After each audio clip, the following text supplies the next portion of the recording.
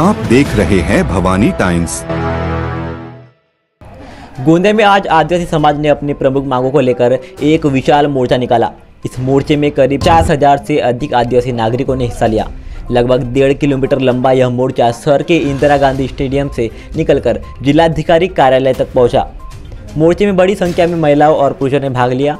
मुख्य मांग थी इनकी धनगर, बंजारा और गोवारी समाज को आदिवासी आरक्षण में शामिल न किया जाए।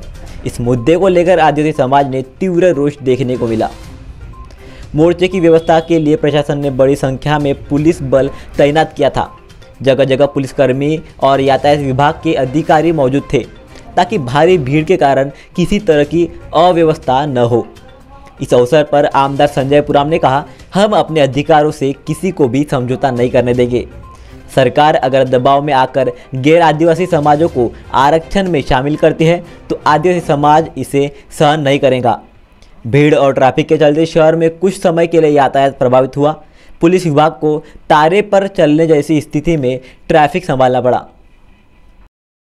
आज गोंदिया जिल्ह्यातील समस्त आदिवासी समाज धनगर, बंजारा या आरक्षणाच्या विरोधात आज या ठिकाणी जिल्हाधिकारी कार्यालयामध्ये आलेला आहे।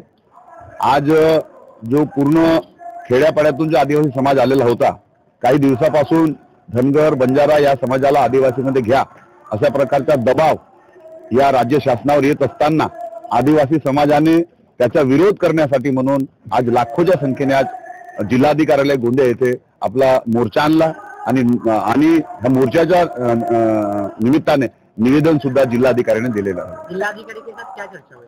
माननीय जिल्हाधिकाऱ्यांना जो निवेदन दिलेला आहे, जे गोंदियाचा जो विषय होता एक वसतिगृहाचा, तो लवकरच तो त्यांनी मान्यता देखील केलेली आहे। फक्त जो बंजारा, धनगर हा जो विषय आहे आरक्षणाचा, त्याच्या संदर्भामध्ये शासनाला ते पाठपुरावा करतील आणि आमचा जो निवेदन आहे ते त्यांना देत आहे। हिवाळी अधिवेशनामध्ये धनगर आणि बंजारा समाजाला आदिवासीमध्ये समाविष्ट करू नये अशा प्रकारची मागणी करणार आहोत। लक्षवेधी देखील आपण अधिवेशनामध्ये हिवाळी अधिवेशन नागपूरमध्ये लावणार आहोत। आप देख रहे हैं भवानी टाइम्स।